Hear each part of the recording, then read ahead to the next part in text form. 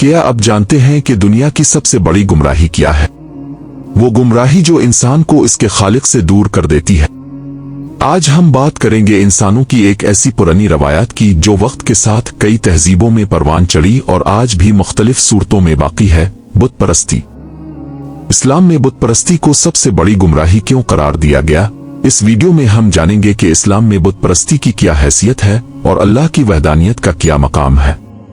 मैं हूं शायन अब्बासी और अब देख रहे हैं द फैक्टर एसके, जहां हम इस्लामी तारीख और तालीमात को सादा और जामे अंदाज में आप तक पहुंचाते हैं। चलिए दरियाफ्त करते हैं कि इस्लाम बुत परस्ती के बारे में क्या कहता है और क्यों अल्लाह के सिवा किसी और की इबादत को मुआफ नहीं किया जा सकता।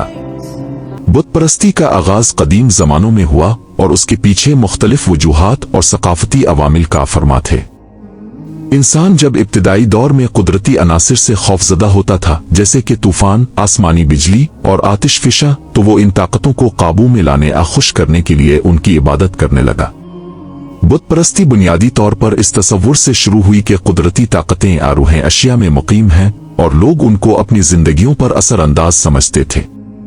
कदीम तहजीबों में लोग मुख्तलिफ देवी देवताओं के मुजस्समे बनाते थे और उनकी पूजा करते थे ताकि वो अपनी जिंदगियों में खुशहाली, अमन और तहफ़्फ़ुज़ हासिल कर सके। बुत परस्ती का सबसे पुराना सबूत मेसोपोटामिया और मिस्र की कदीम तहजीबों में मिलता है, जो तकरीबन 3000 कब्ल मसीह के ज़माने में पाई जाती है। इन तहजीबों के लोगों ने अपने मजहबी अकायद के मुताबिक मुजस्समे और बुत बनाए, जिन्हें वो देवी देवताओं की नुमाइंदगी के तौर पर देखते थे। इस्लामी नुक्ता नजर से बुत परस्ती एक गुमराही है और इस्लाम के पैगंबरों ने हमेशा तौहीद यानी एक अल्लाह की इबादत की दावत दी।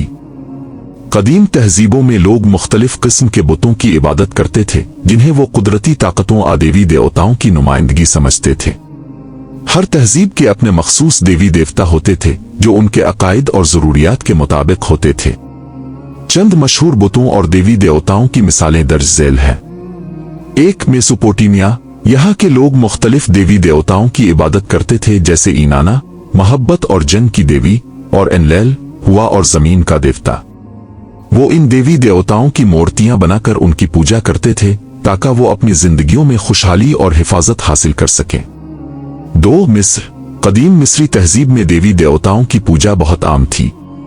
रा सूरज का देवता, ओजीरस मौत का देवता और इसस ज़रात और जरखेजी की देवी उनके बड़े देवता थे और उनकी मूर्तियों के सामने इबादत की जाती थीं।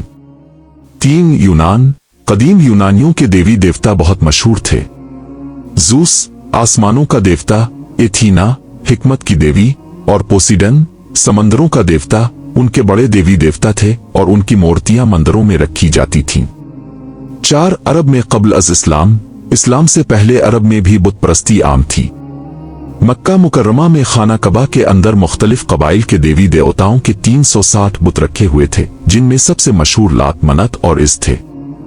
इन बुतों की पूजा के जरिए लोग अपनी दुआओं को कबूल करवाने और अपनी मुश्किलात को दूर करने की कोशिश करते थे। इन तमाम तहजीबों में बुत परस्ती का मकसद कुदरती माफ़ूक़ और फितरत क़ुव्वतों को खुश करना और उनसे अपनी जिंदगी में खैर व बरकत की तवक्को करना था। इस्लाम ने इस गुमराही को खत्म करने और एक अल्लाह की इबादत की तालीम दी। कुरान और इस्लाम में बुत परस्ती को सख्ती से रद्द किया गया है और इसे एक बड़ी गुमराही और शिर्क करार दिया गया है। इस्लाम का बुनियादी उसूल तौहीद यानी अल्लाह ताला की वहदानियत है और बुत परस्ती को इसके बिल्कुल बरक्स समझा जाता है। कुरान मजीद में कई मकामात पर अल्लाह ताला ने बुत परस्ती की मजम्मत की है और लोगों को एक अल्लाह की इबादत की तरफ बुलाया है। चंद अहम कुरानी आयात और इस्लामी तालीमात जो बुत परस्ती के बारे में है। 1, शिर्क अल्लाह के साथ किसी को शरीक ठहराना नाकाबिल मुआफी गुनाह है। अल्लाह ताला कुरान मजीद में फरमाता है कि शिर्क सबसे बड़ा गुनाह है और अगर कोई मरने से पहले इससे तौबा न करे तो इसे मुआफ नहीं किया जाएगा। सूरा अल-निसा।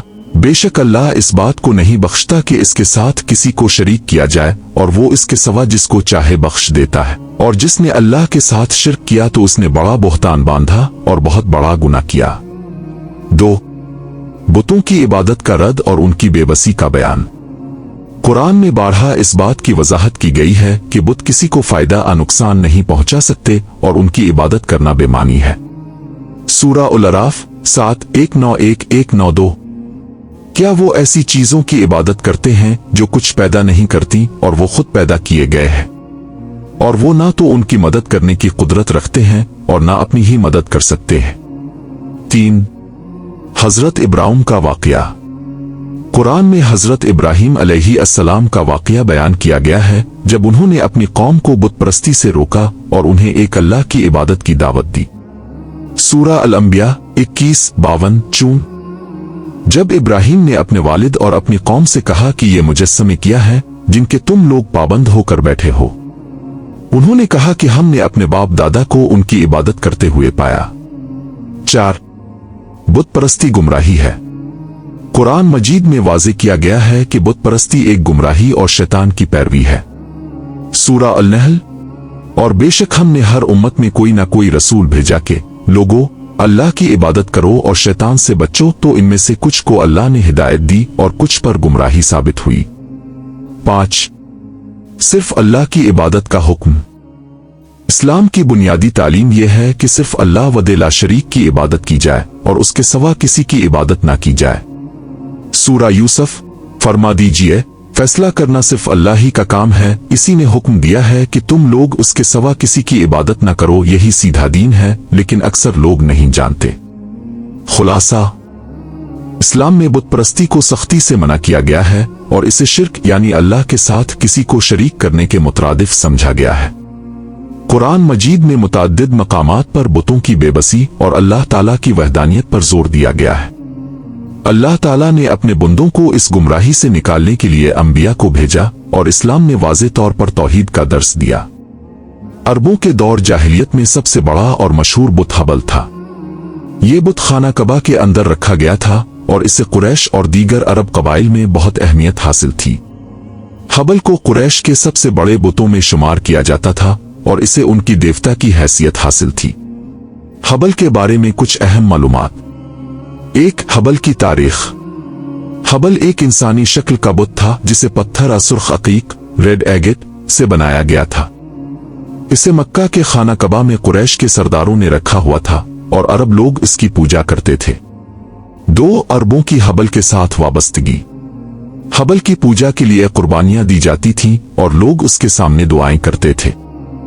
इसे बारिश और रिस्क हासिल करने के लिए अहम माना जाता था और अरब इसे अपनी मुश्किलात और फतूहात में मददगार समझते थे।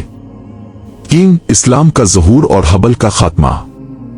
जब इस्लाम का ज़हूर हुआ और मक्का फतह हुआ तो नबी अकरम ने खाना कबा में मौजूद तमाम बुतों को तोड़ा। हजरत अली ने हबल को खाना कबा से गिराया और इसे भी तबाह कर दिया गया। इस तरह अरबों की बुत परस्ती का खात्मा हो गया और तौहीद का पैगाम आम हुआ। हबल अरब दूर जाहिलियत का सबसे बड़ा और मशहूर बुत था और उसके खात्मे के साथ अरब दुनिया में बुत परस्ती का दौर भी खत्म हो गया। दोस्तों, इस्लाम हमें सबसे बड़ी हकीकत सिखाता है। अल्लाह की वहदानियत बुत परस्ती न सिर्फ एक गुमराही है बल्कि ये इंसान को इसकी असल हकीकत से दूर कर देती है। कुरान मजीद हमें बार बार याद दिलाता है कि हकीकी इबादत का मुस्तहिक सिर्फ अल्लाह है और उसके अलावा किसी भी चीज की इबादत करना शिर्क है, वो गुनाह जिसकी मुआफी नहीं। आइए हम सब इस पैगाम को दिल से कबूल करें और अपनी जिंदगियों को अल्लाह की वहदानियत के उसूल पर उस्तवार करें। अगर आपको ये वीडियो पसंद आई है तो द फैक्टर्स को सब्सक्राइब करें और शेयर करना ना भूलें ताकि ये पैगाम ज्यादा से ज्यादा लोगों तक पहुंच सके। मैं हूं शायन अब्बासी, आपका मेजबान, और अगली वीडियो तक आपको अल्लाह के सुपुर्द करता हूं। अल्लाह हाफिज।